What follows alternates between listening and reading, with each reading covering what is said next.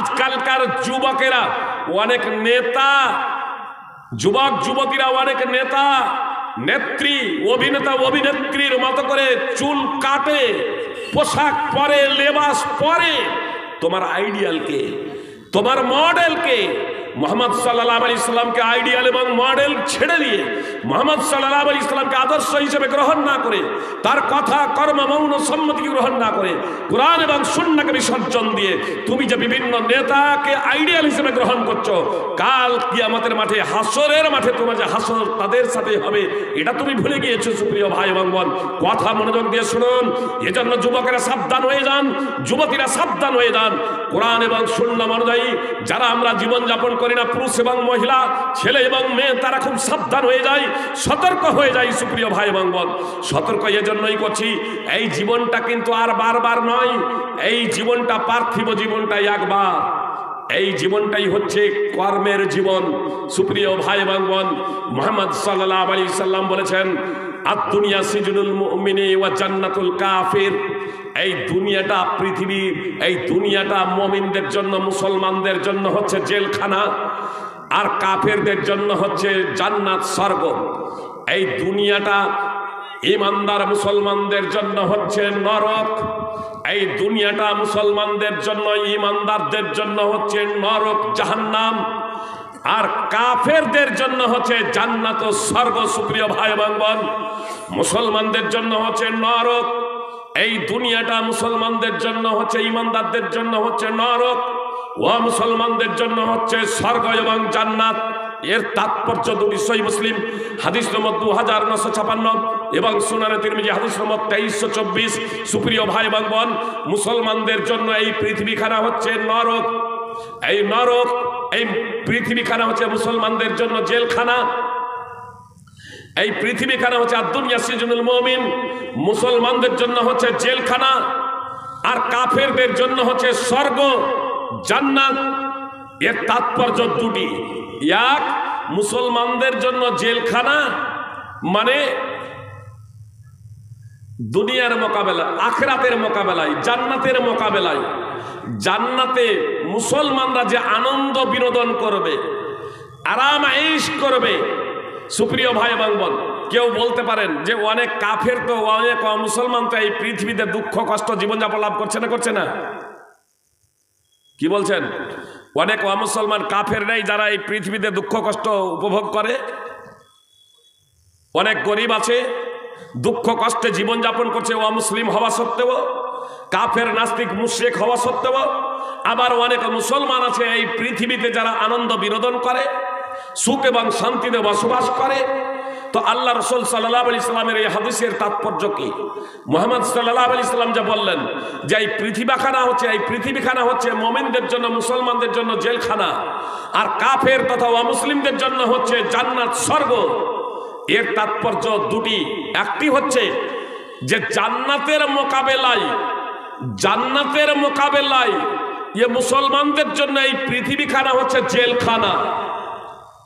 মানে জান্নাতে ওরা যে আরাম আয়েশ এবং আনন্দ বিনোদন করবে, সেই তুলনায় এই পৃথিবীর সুখ শান্তি কিছুই না।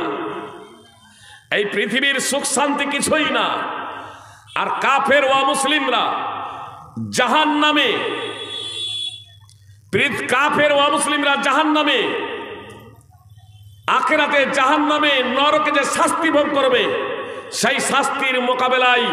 সেই শাস্তির মোকাবেলায় এই দুনিয়ার শাস্তি অত্যন্ত নগণ্য। জান্নাতের আরাম আয়েশ বিনোদনের মোকাবেলায় এই দুনিয়ার আরাম আয়েশ বিনোদন সুখ শান্তি অত্যন্ত নগণ্য। আর জাহান্নামের শাস্তি আযাবের মোকাবেলায় এই পৃথিবীর শাস্তি এবং আযাব অত্যন্ত নগণ্য। তো এজন্য আখিরাতে, জান্নাতে মুসলমান এবং মুমিনদেরকে যে আরাম এবং আয়েশ দেওয়া হবে, সেখানে তারা যে সুখ শান্তি লাভ করবে। একটি হাদিস বলি, তাহলে আপনারা বুঝতে পারবেন। আনাস রাদিয়াল্লাহু তাআলা আনহু সূত্রে বর্ণিত, রাসূলুল্লাহ সাল্লাল্লাহু আলাইহি সাল্লাম বলেছেন, একটা দৃষ্টান্ত, আল্লাহ রাসূল সাল্লাল্লাহু আলাইহি সাল্লাম একটা দৃষ্টান্ত দিতে গিয়ে মূল বিষয়টাকে তুলে ধরেছেন, একবারে খুব সহজে বিষয়টাকে বুঝিয়ে দিয়েছেন। রাসূল সাল্লাল্লাহু আলাইহি সাল্লাম বলছেন, কিয়ামতের দিনে সব থেকে একজন ধনসম্পদশালী অমুসলিমকে নিয়ে আসা হবে। আদম আলাইহিস সালাম থেকে নিয়ে কিয়ামত হবার আগে পর্যন্ত এক কথায় মানুষের মধ্যে যে ব্যক্তি কাফের মুশরিক নাস্তিক কিন্তু অমুসলমান, এই কাফের মুশরিক নাস্তিক কিন্তু সব থেকে ধনসম্পদশালী, কাফের মুশরিক নাস্তিক তথা অমুসলিমদের মধ্যে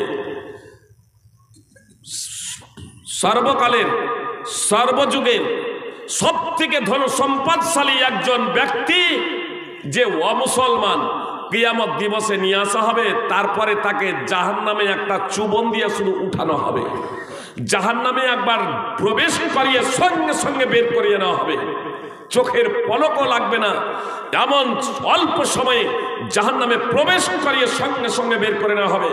তারপর তাকে জিজ্ঞেস করা হবে, পৃথিবীতে তুমি যে আয়ু পেয়েছিলে, পৃথিবীতে তুমি যে আয়ু পেয়েছিলে, পৃথিবীতে তুমি যে জীবন লাভ করেছিলে, সেই পৃথিবীর জীবনে কখনো তুমি সুখ শান্তি অনুভব করেছিলে? পৃথিবীর জীবনে কখনো তুমি আনন্দ বিনোদন করেছিলে? পৃথিবীতে কখনো তুমি আরাম এই উপভোগ করেছিলে? সে তখন বলবে, রবের কসম করে বলছি, আল্লাহর কসম করে বলছি, আরামাইশ কি জিনিস, সুখ শান্তি কি জিনিস আমি কখনো টেরও পাই নাই। কোন ব্যক্তির অবস্থা হবে এটা? কোন ব্যক্তির? যে ব্যক্তি, যে আমাদের দেখা বড় লোকের কথা আমি বলছি না, ইলন মাস্ক আর টাটা বিড়লা এদের আমি কথা বলছি না, সর্বকালের যে সব থেকে বড় লোক, সব থেকে ধনসম্পদশালী, সব থেকে পৃথিবীতে আরামাইশের জীবনযাপন করেছে, কিন্তু কাফের ও মুসলমান হওয়ার কারণে তাকে জাহান্নামে দেবেন আল্লাহ, তাকে নরকে দেবেন। কিন্তু তাকে জিজ্ঞেস করবে, মুহাম্মদ সাল্লাল্লাহু আলাইহি সাল্লাম বলছেন, একবার জাহান্নামে প্রবেশ করিয়ে বের করে নিয়ে যখন তাকে জিজ্ঞেস করা হবে যে পৃথিবীতে কখনো কি তুমি সুখ শান্তি অনুভব করেছিলে, আরাম আয়েশের জীবনযাপন কাটিয়েছিলে, আরাম বিনোদন করেছিলে, তখন সে বলবে, আল্লাহর কসম করে বলছি, আরাম আয়েশ কি জিনিস, সুখ শান্তি কি জিনিস, আনন্দ বিনোদন কি জিনিস আমি জীবনে কখনো তার টের পাই নাই, আমি জীবনে কখনো তার স্বাদ পাই নাই। আসলে জাহান্নামের শাস্তি এত ভয়াবহ, জাহান্নামের শাস্তি, নরকের শাস্তি এত ভয়ঙ্কর যে একবার প্রবেশ করার পরে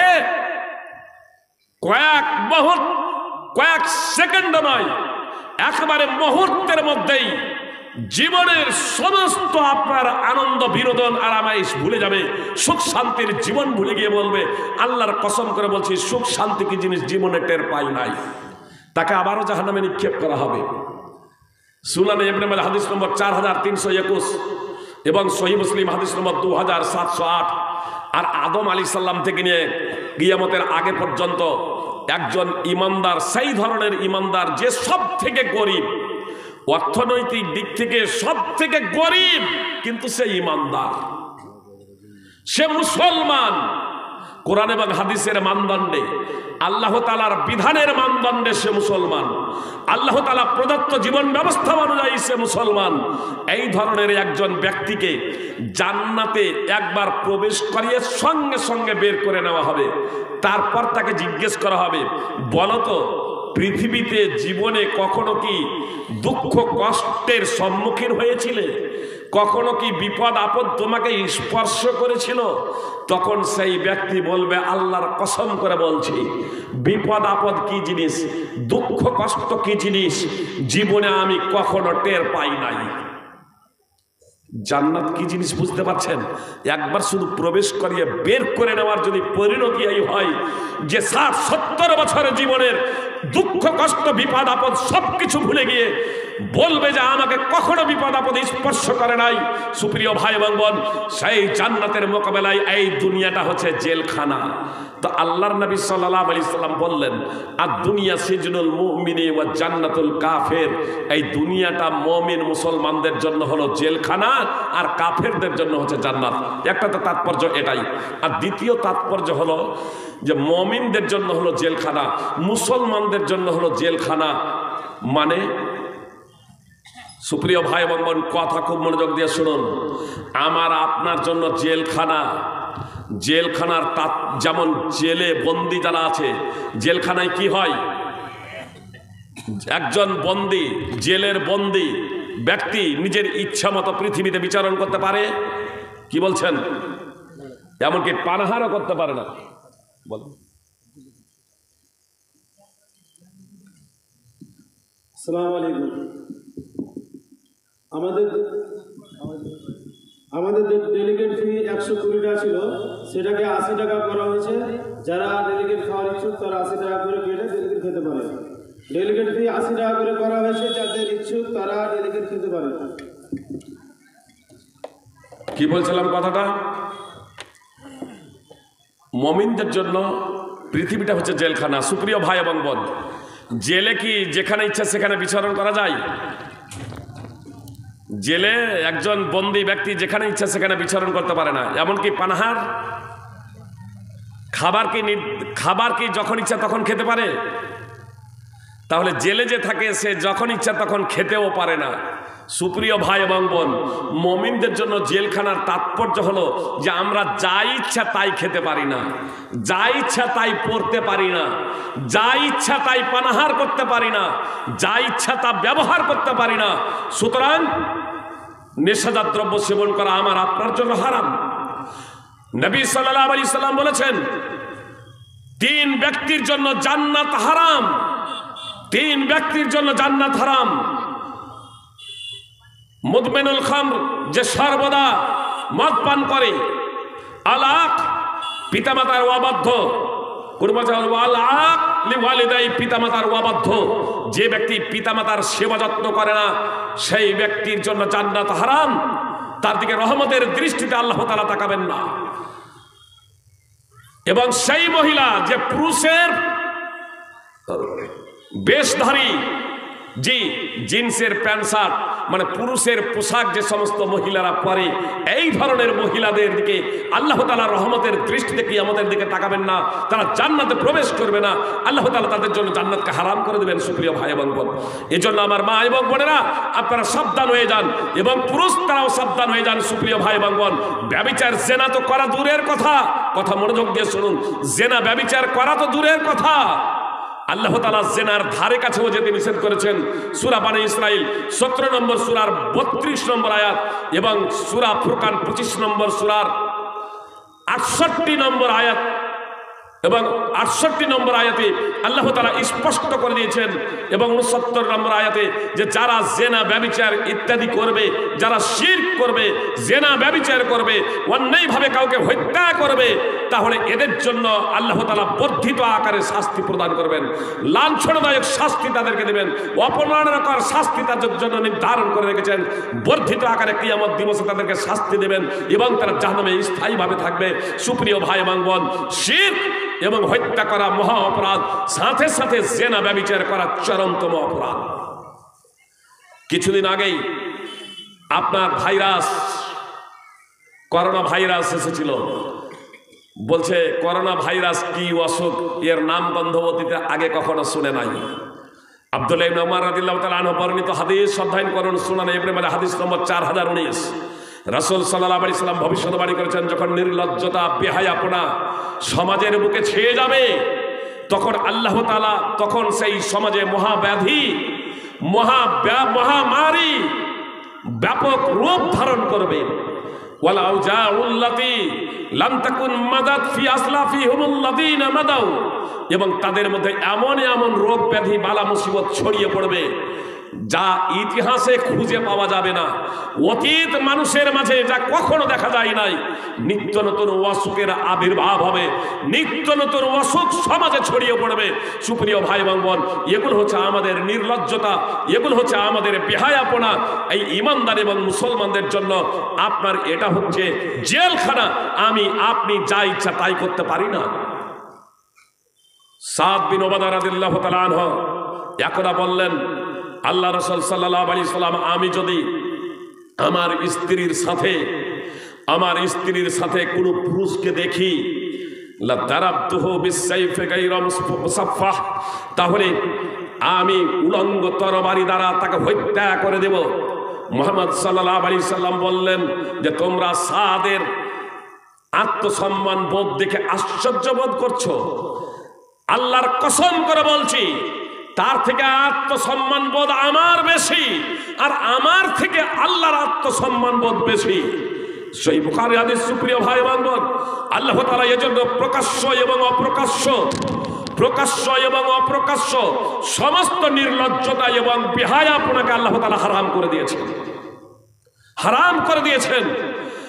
আজকে অনেক হত্যা হচ্ছে। পত্রিকা যদি উঠান, পত্রিকা যদি পড়েন, তাহলে এই জেনা ব্যভিচার হত্যাকে কেন্দ্র করে প্রায় দৈনিক আমাদের সমাজে আপনার কুসংস্কার এবং হত্যা হতেই আছে, চলতেই আছে।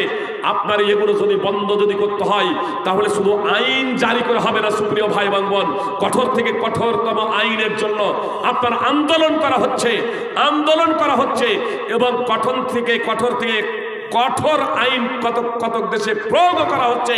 তারপরেও জেনা ব্যভিচার আপনার আটকানো যাচ্ছে না। কার্বন ডাই অক্সাইডের মতো একেবারে সারা পৃথিবীতে ছড়িয়ে পড়েছে, ভাইরাসের মতো সারা পৃথিবীতে ছড়িয়ে পড়েছে। অথচ যদি আপনারা ইসলামের নীতিমালা দেখেন, তাহলে ইসলামের এই নীতিমালার মাধ্যমে যেভাবে মুহাম্মদ সাল্লাল্লাহু আলাইহি সাল্লাম আপনার জেনা ব্যভিচারকে আরবের মাটি থেকে মূলোৎপাটন করেছিলেন। সুপ্রিয় ভাই বোন, পত্রিকাতে ইদানিং সেই আরবের ছায়া আপনারা এখন দেখতে পাবেন। আরবের মাটিতে জেনা ব্যভিচার অনেক দূরস্থ। কেন? সেখানে শুধু নারীরাই পর্দা করে তা নয়, পুরুষেরাও পর্দা করে। শুধু পোশাকের পর্দা না, মনেরও পর্দা, চোখেরও পর্দা, সমস্ত কিছুর পর্দা। আর একটা উদাহরণ দিয়ে আপনাদের বুঝতে সুবিধা হবে যে আপনার কিছুদিন আগে অযোধ্যাতে একটা মেয়ে গীতা ভাগবত পাঠ উপদেশ শুনতে গিয়েছিল। তার জন্য তাকে নির্মমভাবে হত্যা করে, নির্মমভাবে বলাৎকার করে চোখ উপড়ে তাকে হত্যা করা হয়েছে। আপনার গতকালকেই বোম্বে থানার 100 মিটারের দূরত্বে বাসের মধ্যে 26 বছরের একজন তরুণীকে ব্যভিচার করা হয়েছে। সুপ্রিয় ভাই বোন, নিরাপত্তা কোথায়? আজকে আমাদের পশ্চিম বাংলার মাটিতে মাঝে মাঝে এসব ঘটনা ঘটেই চলেছে। অথচ আজকে সৌদি আরবে মক্কা এবং মদিনায় প্রতিদিন প্রায় 10 লক্ষ মানুষ আপনার যাতায়াত করেন, নামাজ পড়েন, মসজিদে হারামের তওয়াফ করেন দিনে রাতে 24 ঘন্টা। কেউ 100 মিটার দূর থেকে, হাফ কিলোমিটার দূর থেকে, 1 কিলোমিটার, 2 থেকে 2 কিলোমিটার দূর থেকেও আপনার পায়ে হেঁটে মসজিদে হারামে যাতায়াত করেন দিনে এবং রাতে। পুরুষ এবং মহিলা, যুবক এবং যুবতী, সেখানে কই বলাৎকার হয় না, সেখানে কই ধর্ষণ হয় না। খোলা আকাশের নিচে সৌদিতে যেদিন কুরবানির ঈদ তার আগের রাত্রে মুজদালিফার মাঠে প্রায় 20 লক্ষ নরনারী, পুরুষ এবং মহিলা খোলা আকাশের নিচে একই জায়গায় তারা রাত্রি যাপন করে। পুরুষ এবং মহিলা, যুবক এবং যুবতী, আপনার ধর্ষণ বলাৎকার তো দূরের কথা, নারীদের দিকে কাম দৃষ্টিতে তাকানো পর্যন্ত হয় না। কেন? সেখানে পৃথিবীর বিভিন্ন প্রান্ত থেকে আমার আপনার মতো মানুষেরাই সেখানে যায়। সেখানে যখন যাই তখন মানুষ নিজের মনকে অত্যন্ত পবিত্র করে নেয়।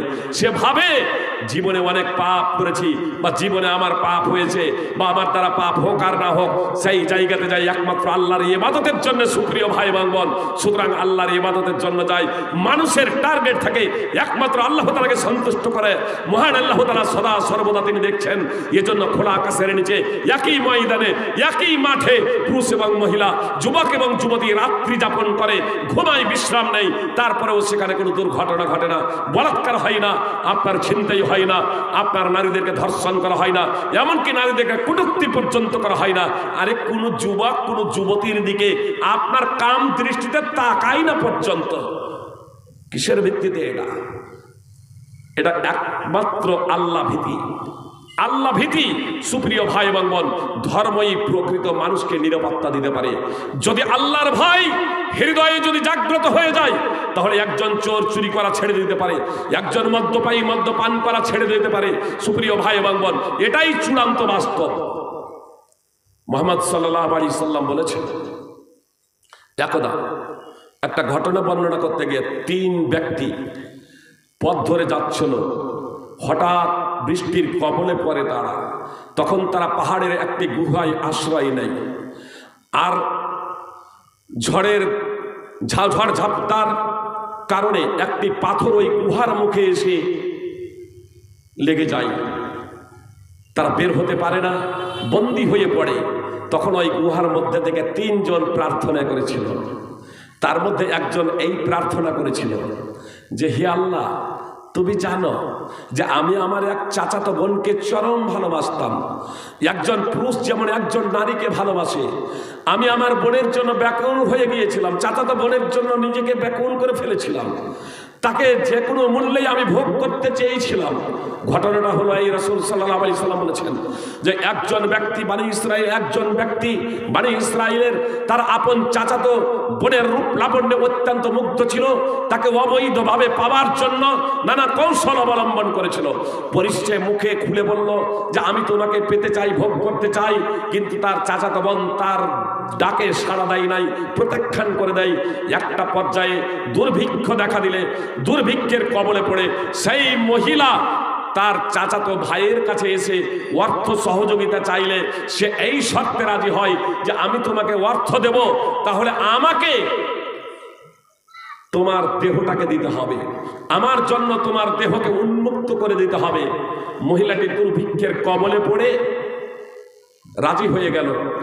120 দিনার, কোন বর্ণনায় আছে 100 দিনার। দিনার হলো স্বর্ণ মুদ্রা। 100 দিনারের বর্তমান মূল্য হলো প্রায় 30 লক্ষ টাকা। কত বললাম? প্রায় 30 লক্ষ টাকা। 120 দিনারের মূল্য হলো প্রায় বর্তমানে 30 লক্ষ টাকা।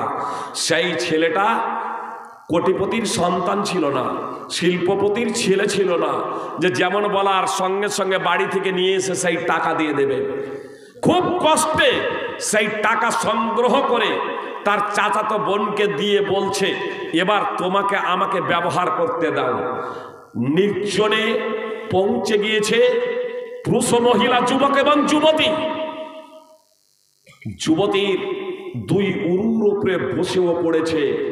যখন যুবতীর 2 উরুর উপরে বসে পড়ে নিজের কাম ভাব পূর্ণ করার জন্যে সে চাবে, সেই মুহূর্তে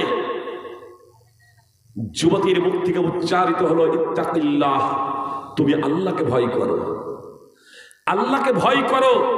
এই একটি বাক্য শোনা মাত্রই মুহাম্মদ সাল্লাল্লাহু আলাইহি সাল্লাম বলছেন, সেই যুবক তার ওপর থেকে নেমে গিয়েছিল এবং সেই অর্থ ছেড়ে দিয়েছিল। সুতরাং সেই যুবক ওই পাহাড়ের গুহায় যখন বন্দী হয়ে গিয়েছিল, আল্লাহর কাছে প্রার্থনা করছে, আল্লাহ গো, একমাত্র তোমার ভয়ে, তোমার সন্তুষ্টির জন্যে ফাকুনতু ওয়া তারাকতুহা, আমি আমার চাচাতো বোনের উরু থেকে আমি নেমে গিয়েছিলাম জৈবিক চাহিদা পূর্ণ না করেই, এবং আমি যে তাকে স্বর্ণ মুদ্রা দিয়েছিলাম সেই স্বর্ণ মুদ্রাও ছেড়ে দিয়েছিলাম। সহিহ বুখারী, মুসলিম এবং মুসনাদ আহমদের হাদিস। সুপ্রিয় ভাই এবং বোন, এই আল্লাহ এই শব্দটা এত পাওয়ার, এত ক্ষমতা সেই সমস্ত ব্যক্তিদের জন্য যারা আসলে আল্লাহ তাআলাকে জানে। সুপ্রিয় ভাই এবং বোন, আসলে লাভ যে শুধু আল্লাহর, এই আল্লাহর শব্দের তো কোনো কিছু নেই। আল্লাহ যে সত্তার নাম, সেই সত্তা সম্পর্কে মানুষ যদি অবগত হয়, সুপ্রিয় ভাই এবং বোন, তাহলে সে ভীত এবং সন্ত্রস্ত হতে সে বাধ্য। সুতরাং আল্লাহ তাআলা বলেন, ইন্নামাল মুমিনুনা আল্লাযীনা ইযা যুকিরাল্লাহু ওয়াজিলাত কুলুবুহুম, মুমিন তো হলো তারাই, মুসলমান তো হলো তারাই, যাদের সামনে আল্লাহ তাআলার বর্ণনা করা হলে তাদের অন্তর প্রকম্পিত হয়। সূরা আনফাল 8 নম্বর সূরার 3 নম্বর আয়াত। সুপ্রিয় ভাই এবং বোন, আল্লাহ তাআলা স্পষ্টভাবে বললেন, মুমিন তো তারাই যাদের সামনে আল্লাহ তাআলার বর্ণনা করা হলে তাদের অন্তর প্রকম্পিত হয়। সুপ্রিয় ভাই এবং বোন, আমরা কি মুমিন, আমরা কি ঈমানদার, এই বিষয়টা অবশ্যই আমাদেরকে জানতে হবে। সুপ্রিয় ভাই এবং বোন, তার কারণ আল্লাহ স্পষ্টভাবে বলছেন, ইন্নামাল মুমিনুনা আল্লাযীনা ইযা যুকিরাল্লাহু ওয়াজিলাত কুলুবুহুম ওয়া ইযা তুলিয়াত আলাইহিম আয়াতুহু যাদাতহুম ঈমানা। মুমিন তো তারাই, মুসলমান তো তারাই যাদের সামনে আল্লাহ তাআলার বর্ণনা করা হলে তাদের অন্তর কাঁপে, তাদের অন্তর প্রকম্পিত হয়ে যায়, এবং তাদের সামনে আল্লাহর আয়াতসমূহ তেলাওয়াত করা হলে তাদের ঈমান বৃদ্ধি হয়। আল্লাহর আয়াত পাঠ করা হলে তাদের ঈমান বৃদ্ধি হয়। কাদের? মুমিনদের, মুসলমানদের। সুপ্রিয় ভাই বোন, সূরা আনফাল 8 নম্বর সূরার 2 নম্বর আয়াতে আল্লাহ তাআলা মুমিন কারা এ প্রসঙ্গে স্পষ্টভাবে জানালেন যে মুমিন তো তারা, মুসলমান তো তারা যাদের সামনে আল্লাহর বর্ণনা করা হলে তাদের অন্তর কাঁপে। সুপ্রিয় ভাই বোন, কথা একটু মনোযোগ দিয়ে শুনবেন। এই যে আল্লাহ আল্লাহ বলছি, আল্লাহর বর্ণনা শুনছেন, জান্নাত এবং জাহান্নামের বর্ণনা শুনছেন। জান্নাত কি জিনিস, জাহান্নাম কি জিনিস, তার আনন্দ, জান্নাতের আনন্দ বিনোদন, জান্নাতে আনন্দ বিনোদন, জাহান্নামের শাস্তি সম্পর্কে আপনারা শুনলেন।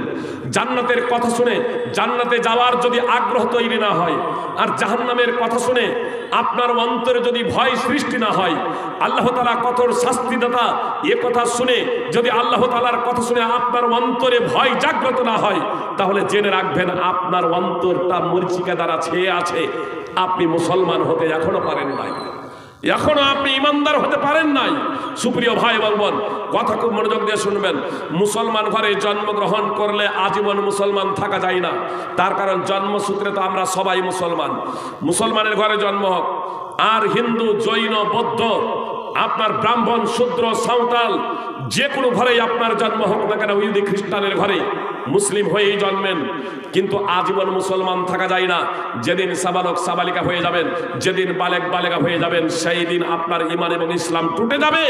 যদি আপনি ঈমান কি না জানেন, ইসলাম কি না জানেন, আল্লাহর পরিচিতি সম্পর্কে অবগত না হন, আল্লাহ তাআলা সম্পর্কে অবগত না হন, এবং মুহাম্মদ সাল্লাল্লাহু আলাইহি ওয়াসাল্লাম সম্পর্কে অবগত না হন, এবং ইসলাম কি এটা না জানেন, তাহলে তখন আর মুসলমান থাকা যাবে না।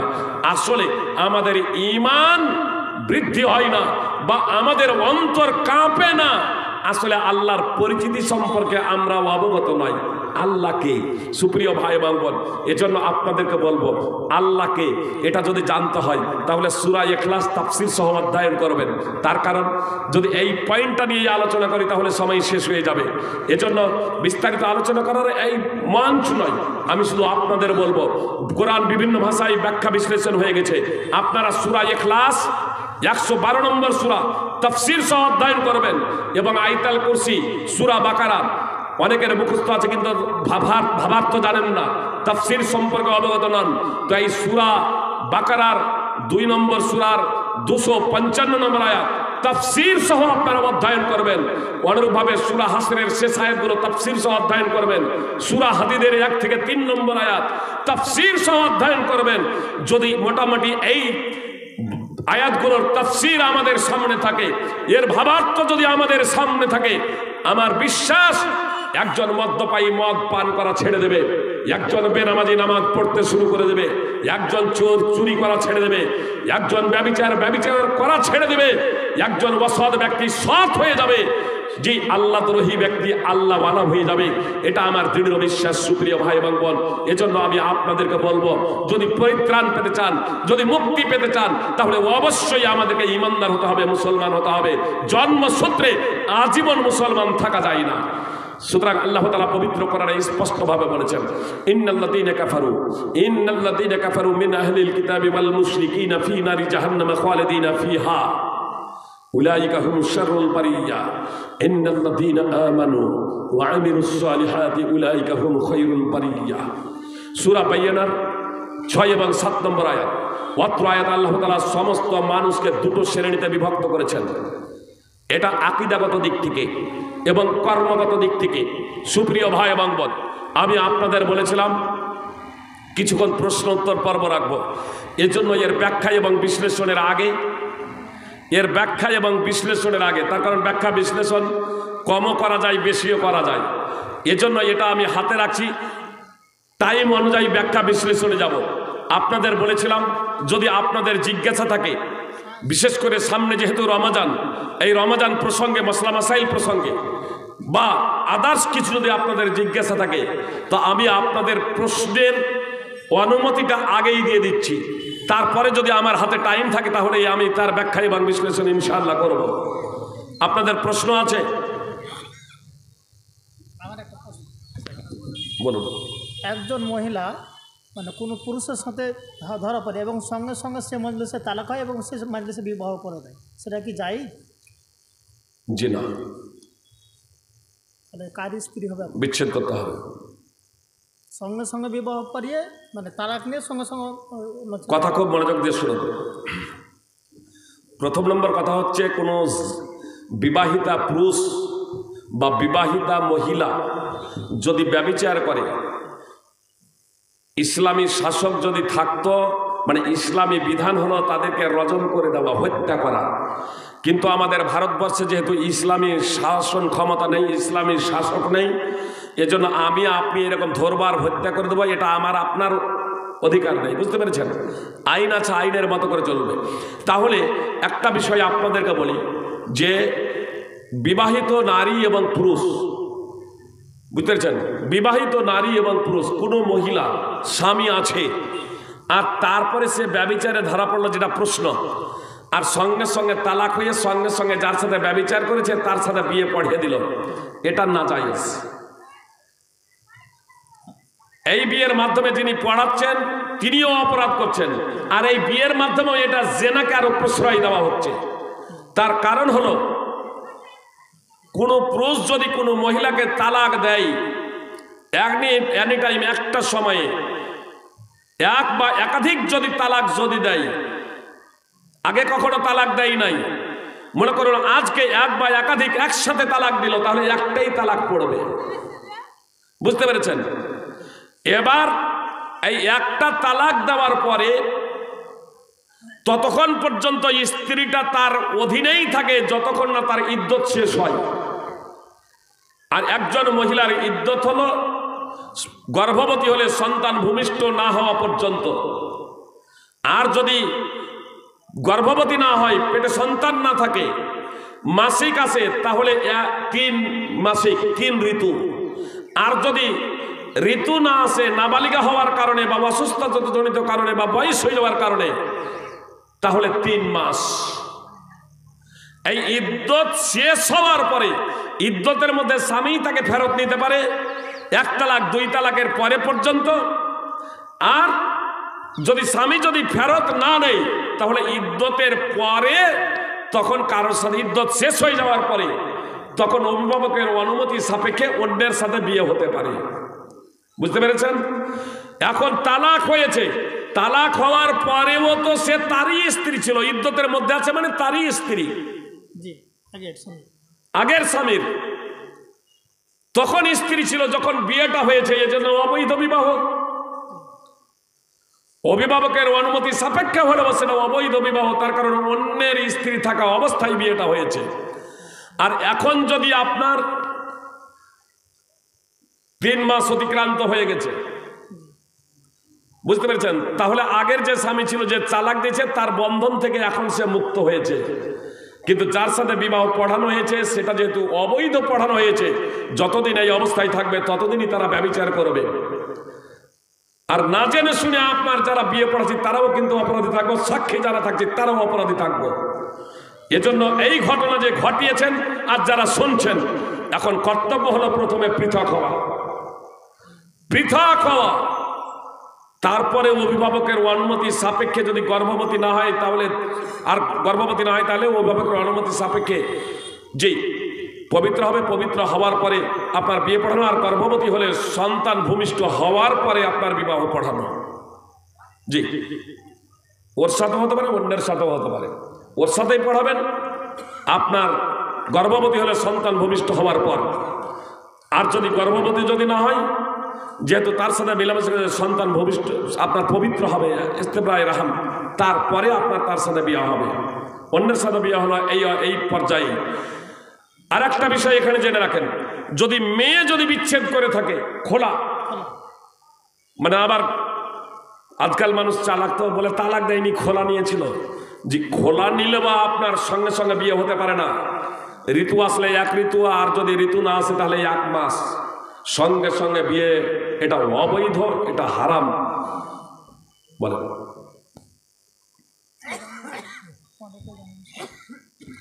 আপনাদের যদি কারো বিষয় জানা থাকে বলতে পারেন, নাহলে বক্তব্য আমি চালু করব। আপনাদের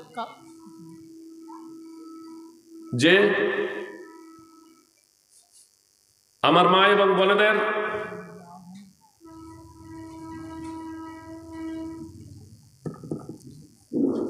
আপনাদের কোনো বিষয়ে হাদিস করার সম্বন্ধে অজানা থাকে তাহলে আপনারা এসে জেনে নিতে পারেন। লিখিত আকারে হতে পারে, আপনি প্রশ্ন করতে পারেন এসে দাঁড়িয়ে। হাদিস ফেসবুকে পোস্ট করছে যে রমজান মাসের খবর যে আগে দিবে তার জন্য জাহান্নামের আগুন হারাম হয়ে যাবে। এই হাদিসটা কি সহি না? দেখতেন রমজান মাসের সংবাদ যে আগাম দেবে তার জাহান্নামের আগুন মাফ হয়ে যাবে, বেতেন কথা।